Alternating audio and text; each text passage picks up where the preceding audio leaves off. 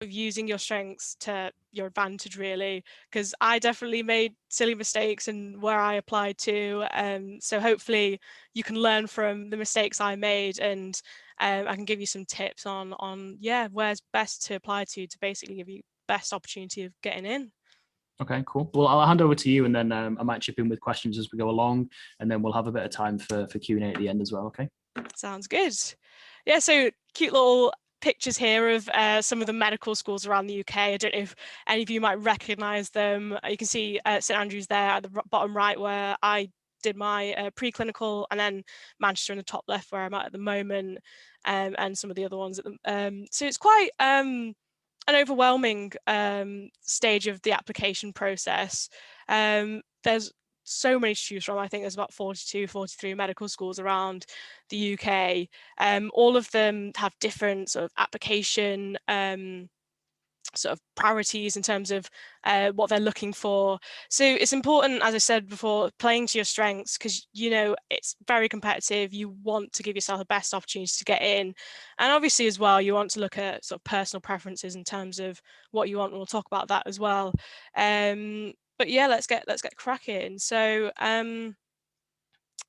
here's sort of a list I made of what you should really be looking at when applying. And what we'll talk about today. So minimum entry requirements, UCAT and BMAT scores, the teaching style, location, and another one that's just a bit of a bonus is previous student experiences. That if you've got an opportunity to chat with students that are maybe there at the moment or been there and graduated from there, that's always a really useful thing to do. So minimum entry requirements, it might sound really stupid, but double check these. It's really easy to get into the trap of it's all going to be 3As. I'll be fine taking, you know, whatever A levels I've got at the moment. But triple check what the entry requirements are, because they're not always just 3As. Some of them have GCSE requirements. So for example, Manchester require 5 GCSEs at a grade 7 or above. And they can be a bit sneaky with these sometimes. Sometimes they will give you like a massive box in bold with A-level requirements, and then sort of sneak in GCSE grades that you need underneath. So I think basically, so for those of you that are in year 11, I think as long as you're sort of aiming for 6 or 7 in maths and English, you're okay for most medical schools. But have a look on the websites, because some may require you to have maybe a 7 in maths, some may require you to have a 7 in either English Lit or English Language. But make sure you check those before sending off your application. And obviously most of you in year 12, so you've picked your A levels already, but most of them do require A level chemistry. That's the proper go-to one. So make sure you've got that if you haven't picked your A levels yet. And a lot of them actually require biology as well. These are ones that have biology as a compulsory so A level. A lot of them don't. You can have biology or another science, so maybe you've got physics. So it's not the end of the world, but yeah, these are good ones to pick if you've got biology as an A level. So open days, obviously it's a bit difficult at the moment with COVID going on, so they're not in person as they would usually be.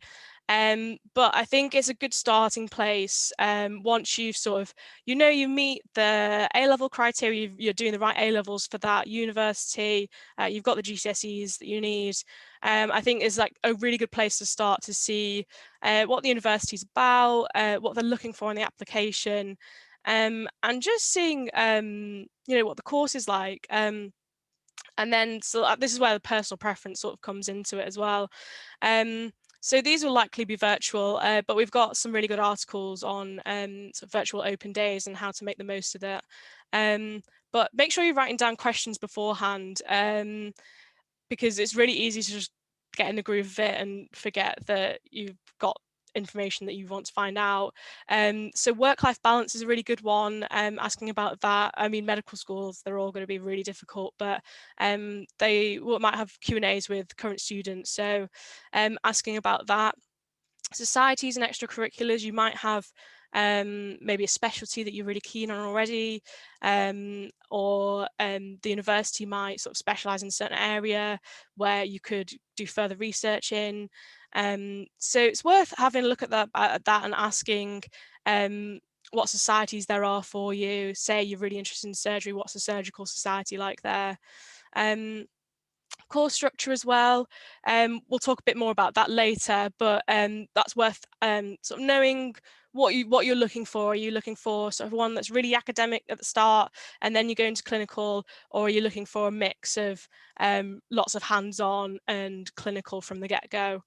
And accommodation, that's something that's really overlooked in terms of its importance in sort of when you're looking at medical schools. So I think it's really important, you know, you're going to be living there for however long. So check it out and see, you know, how the current students find it. Are you wanting to go catered, self-catered? What are the costs like as well? You don't want to be stuck in a place where they're charging crazy amounts of money for accommodation. So have a look at that as well. And yeah, as I said, speak to current students. They're the ones that are going to give you the best overview of what the medical school is like, in terms of, you know, their experiences. And I'm sure there'll be opportunities too, even when it's virtual, to do a Q&A with students.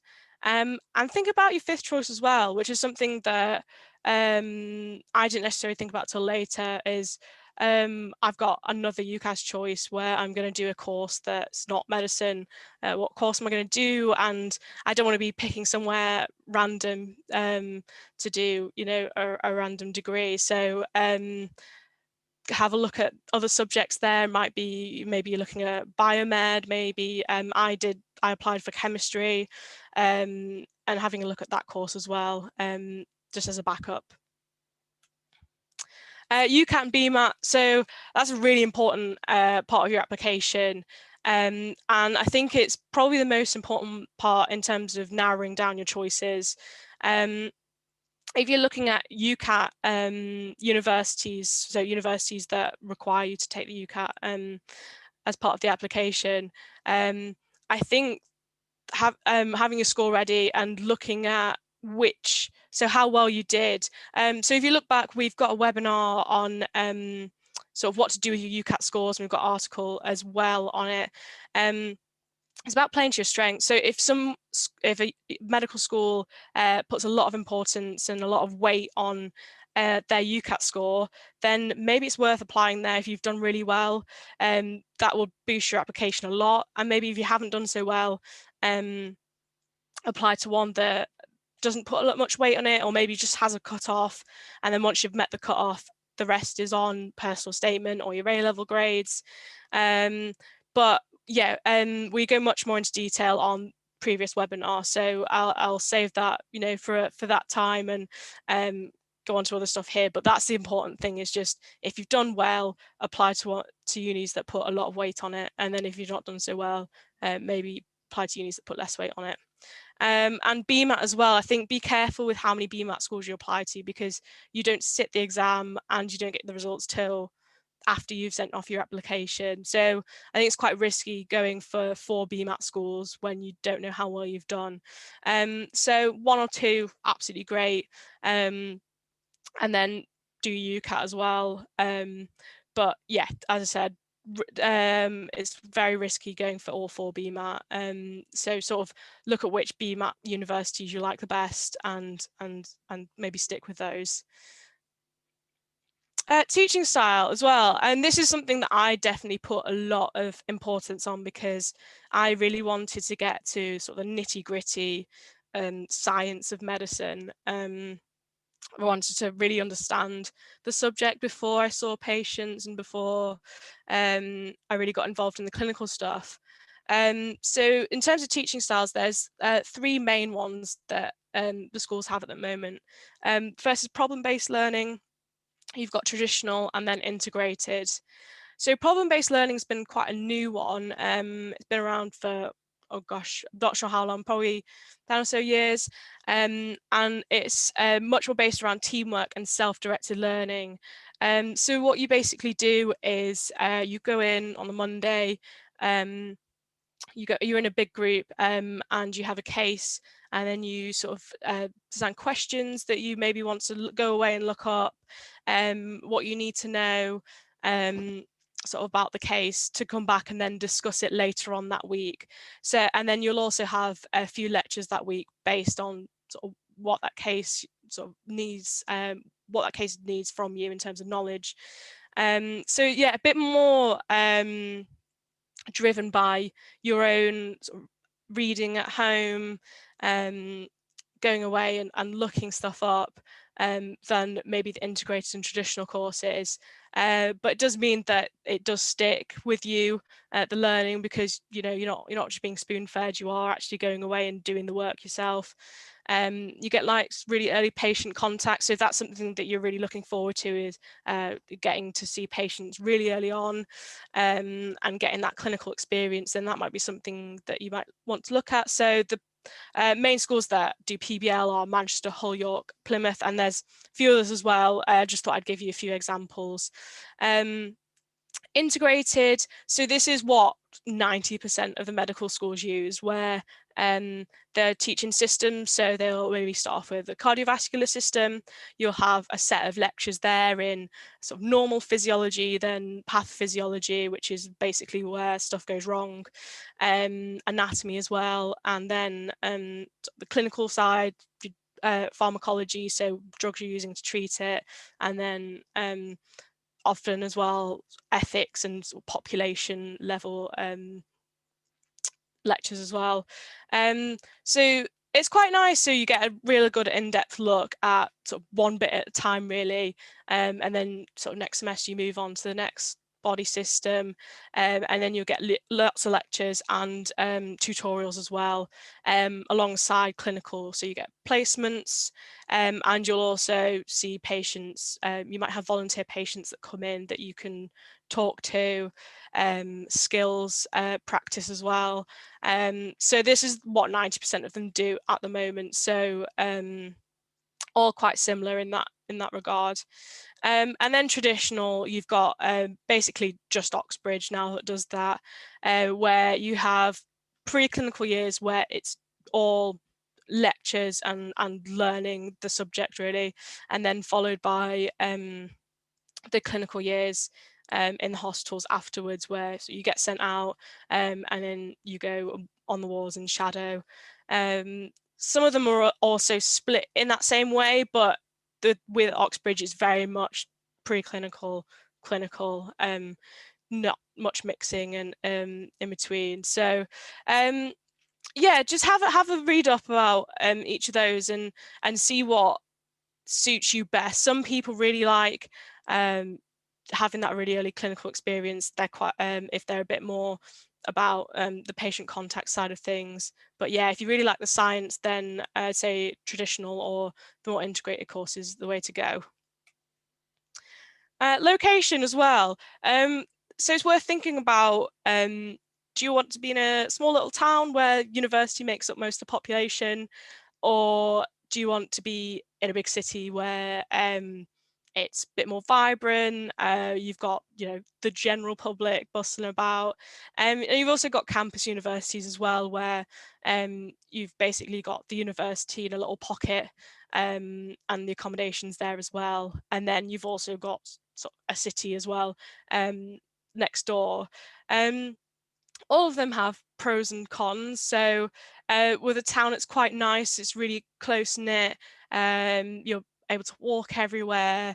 A lot of the places will be very much student oriented, so yeah, it's really nice, friendly environment. And but obviously you're not going to have the sort of opportunities to as the big cities, in terms of like maybe going out, in terms of yeah, just I think social life there is very much just student societies, and you're not going to have the opportunity to sort of branch out a bit more as you would in the city. Campus as well, it's really nice to just be in a very, like, it's only students on the campus, everything again is walkable, but then you've also got the opportunity to sort of walk out or get a bus to a big city, you know, where you can have a bit more of a social life. And then being in the city as well, can be quite, you know, overwhelming, quite busy. But yeah, getting used to it, that's probably the most important thing, and finding your way around. So it's just personal preference, really. Or yeah, have pros and cons, and maybe I'd definitely add that to. I'll discuss sort of finally sort of narrowing down your choices, but it's worth considering that as part of it, not just sort of the grades and the entrance exams. So other things to consider as well, cost of living. If you're going to London or thinking of London, I think it's a lot more expensive than other places. So that's worth thinking about in terms of like accommodation prices. So have a look at that as well before you go. Opportunities to intercalate. So that's basically where you take a year out, study. You can either do it within medicine, or some of them maybe even offer another subject that you can do for a year. See if you've got any particular interests at the moment, and which unis maybe offer a chance for you to intercalate in that sort of area. So maybe you really like anatomy. I know that Sheffield has quite a good selection of anatomy degrees to do to intercalate in. So have a look at that as well. Sports and extracurricular. That was something that was really quite important to me. I wanted somewhere that I could play sport to a good level. So do they offer your sport? If not, try and start it. I wanted to start around as one. Never got, never got there. But there's opportunity to do so. I know there's like people starting up a Quidditch and frisbee, ultimate frisbee. So yeah, there's opportunity to start one if it's not there already. But obviously, if it's already established, they've got a good football team, and you're a keen footballer, that might sway you towards one university. It's worth checking. I think the website's BUCS, so BUCS. Maybe look at the league tables or something and see what division that uni's in your sport. And there's also medic sport as well. So if you're maybe not as keen, do they have a good sort of medical society that offers some opportunity to play sport and other stuff as well? One thing as well that's really cool is full body dissection, but only a handful actually offer it. So this is basically where you'll learn anatomy, but rather than pro sections, which you'll basically get a tiny, not tiny, but a pre-cut up section of the body. So maybe you'll get a shoulder that's already been cut up maybe. This is one you'll get an actual full body to between a group of you for the year maybe, and each week you'll do a different part of the body and dissect that. So that's a really good opportunity if you're really into anatomy, or you really want to do surgery. It's quite fun for that. So those are the schools that I found that offer full body dissection, if any of you are interested. And yeah, as I said, speaking to current students is always a really good way of seeing what the medical school is like. Are they enjoying it? What opportunities have they had in terms of maybe intercalating, extracurriculars? What's the teaching like? What's the timetable like? Yeah, that's a really good way of getting just sort of narrowing down your choices again, because it's quite hard when you've just got sort of images on a website and random facts and scores that you need. So it's quite good getting an actual insight into what it's like. And so I said before, I talked to you about sort of how I did it. It's just making a pros and cons list.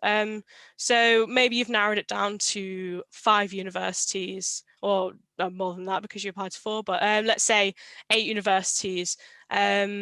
Just making a list of sort of maybe the UCAT score, A-level requirements, and then maybe sort of social life, sports, or whatever you think is important, and scoring it, and then maybe adding up the score at the end.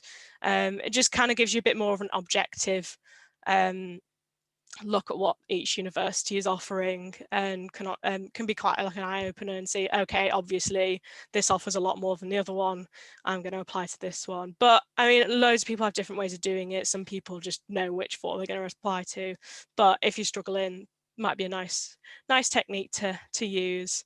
So yeah, any questions? Yeah, I was just going to, you mentioned a couple of things during there, like where we've done videos on them, things like the UCAT and the BMAT. So there's a couple of things I was just going to include a few links for everybody. So we've done more detailed webinars and videos on the UCAT already. So I'm just going to paste our actual kind of YouTube link so everyone can find those actual videos. And what I'm also going to share as well, because the BMAT is slightly different these days as well. There's an early September sitting for the BMAT. Right. So some students might know what the BMAT score is before they apply, which is amazing these days. Oh, okay, yeah, that's so much better. Yeah, it's a bit of a game changer, that one. Yeah. So, but I think there might be limited spaces at some of the centres where you take it and things. So I'll put up details for the actual BMAT website, because they haven't released the actual full dates and things, but this is the page where people can find things on the BMAT, and we'll do a different webinar specifically on the BMAT, probably in maybe May this year, where we just focus on that. So yeah, YouTube channel is where we've got extra advice on the UCAT and BMAT. And there's the link to the BMAT website to keep up to date with their latest dates as well. So yeah, some more good resources for everybody there. Cool. Yeah, so I'm just going to open the kind of the question box, and we'll fire it over to the students. We'll try and get through as many questions as we can in the next kind of 20 minutes. We'll always try and aim to finish before 8 o'clock, so we don't take up a big chunk of everybody's evening. But the first question on here is, can we use this and other webinars as examples of insights into medicine for interviews and personal statements? Yeah, I think so. I think that it's so hard to get this work experience and things like that with COVID going on. So I'd say absolutely, definitely. But they just want to know that you're committed and keen and that you're looking. So I honestly don't think that they're going to read into what it is that much, as long as you show that you're looking into medicine as a subject and as a degree and as a career. Then I think that's perfectly acceptable. So go for it. Yeah, definitely. It's just about reflecting. If you can show that you've learned something or gained insight from one of these webinars, then that's what they want. If you just make a list of the things of the webinars you've watched, they don't care. If you can say, oh, I was watching a webinar with a medical student from Manchester who was talking about her personal experiences, and that really resonated with me, and I went and did research. And if you can do that kind of reflection, that's valuable. Don't just list all the webinars that you've watched. Definitely. Cool. Next one down, I'll probably answer this one because we've done a video on this already. So it's how can you volunteer during lockdown? On that YouTube channel, we literally have done 2 webinars on how to find work experience and volunteering during lockdown. It's really, really difficult at the moment, but there are remote things that you can do. Places like Age Concern, you can man hotlines and speak to people, so you can still gain that kind of contact with people. There's bits of local volunteering that you can still do and help with as well, remotely. There's teaching to young children and reading, and we've covered all of that in the actual YouTube video and previous webinar, which is on that YouTube channel. So there's a good hour of ideas just for that question, so hopefully that helps. Cool. During this is similar again. These obviously people are really kind of concerned about finding experience and things at the moment. During the pandemic, what can I do to create a stronger application? Similar, go and start and watch that webinar. It'll give you lots of ideas of what you can be doing right now. I'm not just going to reel them off to you now because it's an hour-long webinar in itself, but go and watch that one, and that'll help answer that for you. Next one down is about the UCAT BMAT. how can you effectively prepare for the UCAT and BMAT? It's a big question if you want to have a go at that one. Practice, yeah. I think that is such a cop-out answer, but I think they're exams that you can't exactly really study for, well, especially UCAT. I'm not so sure, I didn't take the BMAT, so I can't, offer loads of advice about that one, but definitely for the UCAT, it's just doing the questions over and over again and getting used to the pattern of questions they ask and the timings. The timings probably the most difficult bit about it. So it's getting fast with answering the questions. So getting a book with practice questions in, and there's a few online that you can take for like a practice exam. So, and starting early as well, doing a little bit, just do 10, 20, 30 minutes every night, and that'll add up and you'll get faster and faster by the end of it. So yeah. I think one of the things that we're planning to do in the next kind of few months is we're going to run either a weekly or every 2 weeks. We're going to do like a UCAT clinic for free, basically in the style of a webinar like this. And we're just going to go through questions. Like every Wednesday evening, we're going to do like 10 UCAT questions and talk through with a medical student how to do them. So if anybody's worried about doing the UCAT, we'll probably have some free clinics in the next few months. So it's not ready yet, but hopefully it will be in a few weeks' time. Cool. Do you recommend any books to read in order to give you a greater understanding of medicine? Yeah, there's quite a few good authors. There's one really good author is Atul Gawande. He does some really good books. He's a surgeon. One I've just finished, Unnatural Causes by Richard Shepherd. That was really good insight. He's a forensic pathologist. I think just going on, I think Goodreads might have a good list of sort of medicine related books, or sort of looking up a book that you've read and maybe enjoyed and looking up maybe similar books to that. But in terms of reading it for your application, as long as you can reflect on it, then I think that they'd be really impressed with that. They wouldn't necessarily look into, oh, has she read this book by this author? So yeah. Yeah, I think we did a couple of book reviews that we put on our blogs. Actually, I'm just going to find it's one. like Adam Kay, I think they did the gosh, I can't remember. That's the one I've got. I'll Can't remember what the post a title of link the book into. is. Very funny book. It's a good book.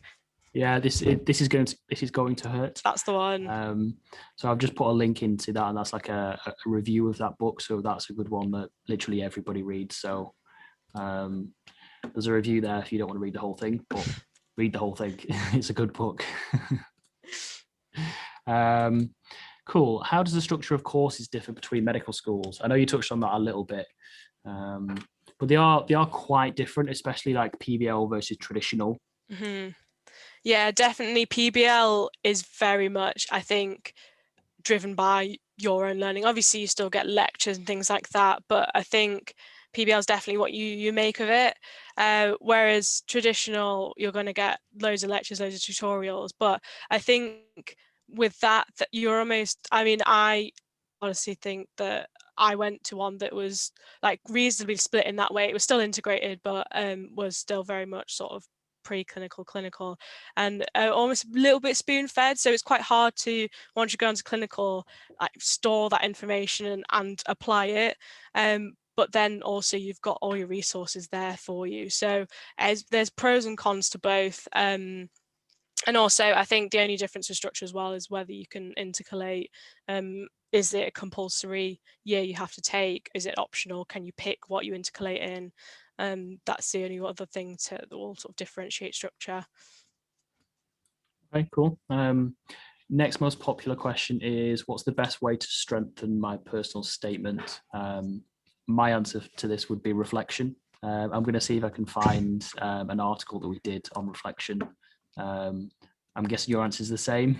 Yeah. Yeah. It always is. Reflection, it's such an important thing about, even when you're in medical school, even when you're a doctor, you're just going to reflect all the time. We have portfolios that we have to reflect on situations that we've been in. So I think showing that skill early on in your personal statement is really impressive. And just sort of maybe practicing that, and obviously reading the article and seeing how to reflect what they're looking for, what the structure is. Like, you've got a problem, this is what I saw, this is what I learned, and this is what I'm going to do from now on because of that.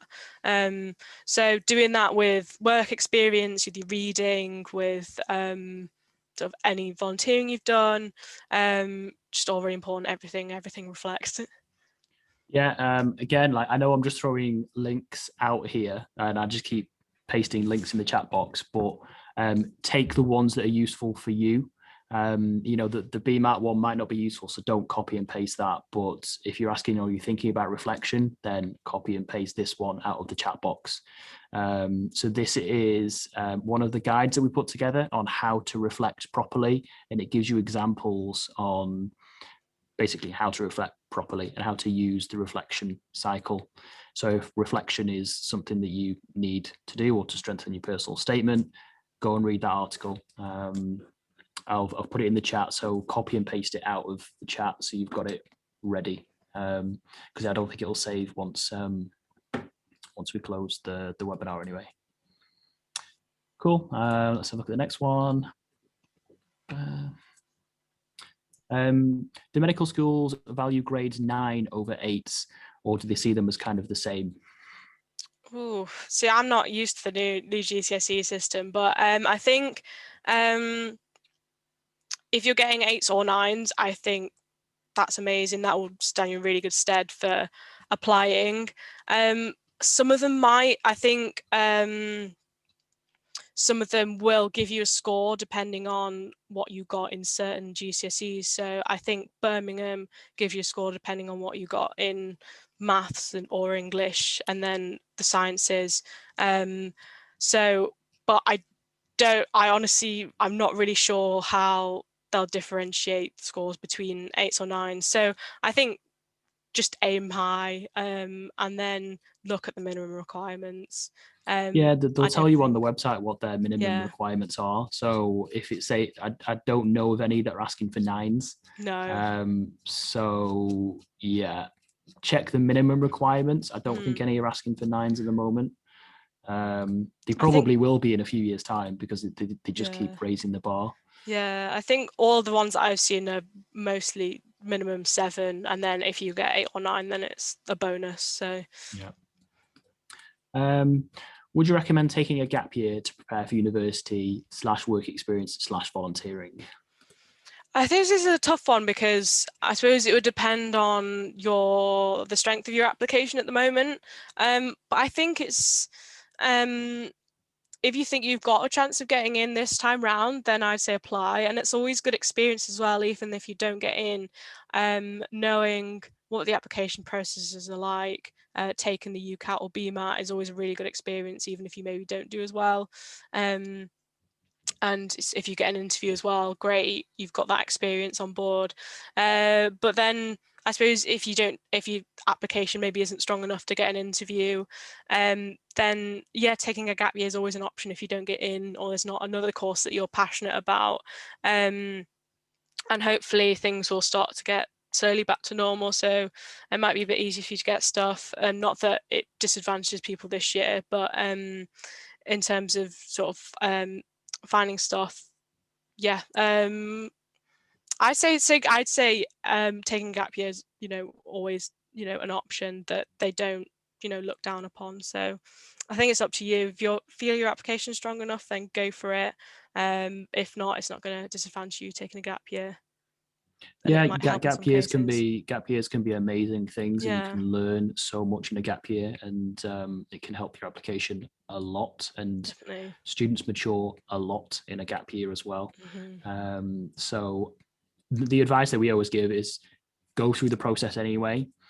If you get offers and you still decide to take a gap year, then that's fantastic. Like, you're in control. But if you don't apply and you take a gap year, you haven't learned anything, because you haven't been through the process and you haven't had the chance to make that deferral.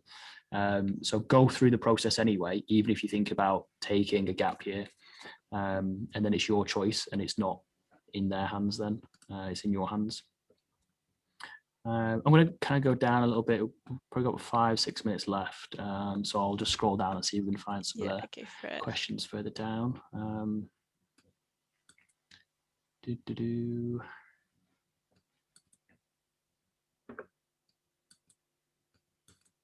There's so many in here about kind of work experience and choosing work experience or finding work experience at the moment.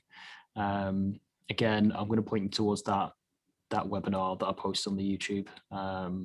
It's clearly like a big concern for people. My essay writing skills aren't very strong. Should I avoid doing the BMAT, even though I'm very interested in a BMAT university? I'd say if you're applying for one of you, if you're really passionate about applying for it, then I'd say go for it. If you're really keen on it, and I mean, I think if you can practice, if you can get sort of tips and advice, if you go to the webinar and get some tips on sort of how to make your essays a bit stronger, and I'm sure your teachers will definitely help you out as well if you ask them. But I wouldn't put it off, just because because of that, because you can improve if you practice. So I would say go for it.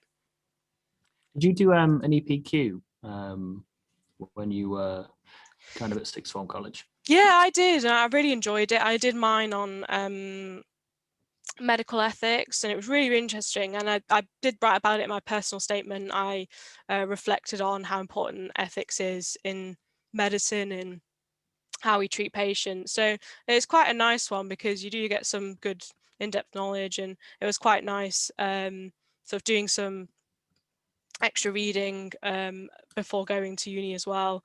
So if you've got the opportunity, then why not? It's not going to disadvantage you if you don't do it, but it's something you can talk about in your interviews and your personal statement. So yeah, definitely. Okay, we'll try and find a couple more really good questions to kind of end on, just so we're not taking up everybody's evening. What kind of extracurricular activities did you do? That's quite a nice question. Oh, so I did a lot of sport, and I took up on leadership roles within that. So I captained the football team. I did tennis as well, so I played that to county level. So I put that in my personal statement. It's quite good showing that you've committed to something for however many years, and that you sort of, as long as you can reflect on it as well. So I reflected on sort of leadership within my sport, but then also what that taught me about leadership within medicine as well, and how it could link with what I saw in my work experience. So I don't think, some of them don't really prioritize work experience. I know at Cambridge just want to see your academics, but I think some of them look quite highly upon people that sort of got a well-rounded application. So try and get involved in maybe some clubs at school, or like even debating or something like that. And then as long as you can write, well about it and reflect, then do it. There's obviously quite a few year 11s in here, so there's quite a lot of questions around GCSEs and how universities use them. So only some universities are interested in your GCSEs. Mm-hmm. Others, they don't even care. They don't look at them. Did you mention the kind of the GCSE heavy universities in the talk? Yeah, so it's changed a bit. So I think, yeah, double check. I couldn't name them all now, but I think double check the websites. I remember Cardiff being quite sort of GCSE heavy when I was applying. Birmingham tend to be really Birmingham strong on GCSEs as well, don't they? I think what's really good about Birmingham is they have a tool on their website where you can put in your GCSE grades and another score or something, and then it works out how likely you are to get called for interview. So that's quite a good thing to do if you're interested in applying there. It's quite an interesting thing I found. So but yeah, they do put a bit of weight on GCSEs. Yeah, there's lists. There's lists of which universities look at your GCSEs, and the rest just don't. So check out that list, and if you're applying to one of those, then if you're in year 11, study hard. Yeah, well, everyone should study hard anyway, but make sure you get really good grades for your GCSEs if you're looking at one of those. GCSEs are important in some cases. Yeah. Cool. How much work experience is enough? That's another work experience question. Oh, I think work experience, I don't think there's a minimum sort of limit. I think that universities are aware of how difficult it is at the moment. And obviously it's easier for some people than others to get work experience. So, if you've got a doctor in the family, it's much easier for you to get work experience than someone else that doesn't. So I think they're very aware of that, some of them at least. So I think, although I volunteered for a couple of years at a hospice, in terms of actual sort of shadowing, I only had one day, I think, in ophthalmology, but I was able to write about that and reflect on that. So yeah, I don't think you should be worried about, I've only got this much, or I've only got a week. I think as long as you can show that you learnt from it and you got some insight from it, then I think that's fine. Okay, cool. And last kind of question is like, how long did you take when you were planning choosing your medical school options? Like, how long did that process take you? And just talk us through what you did. Ages. It took me absolutely ages, and I had no idea, because I was just like, I love all of them, and as soon as I'd look at one, I'd be like, okay, I want to go there, and then I see the next one, I want to go there now. I'm terrible, I'm very indecisive, but I think early on it was sort of thinking about what type of course I wanted. So I knew I wanted one that was quite sciencey, and yeah, as I said, that you've got the knowledge before you go on to see loads of patients. So I think that was a really important side of it, and I wasn't really too bothered about the place I was in. I just wanted to get in. So basically the next step was thinking about, where are my strengths, and my strength was probably my interview. So it's like, if I can just get an interview, then I'll hopefully be all right. So yeah, it was just about thinking about which ones are and the full body dissection as well. I was like, I want one with that. So yeah, St Andrews offered that, so off I went. Cool.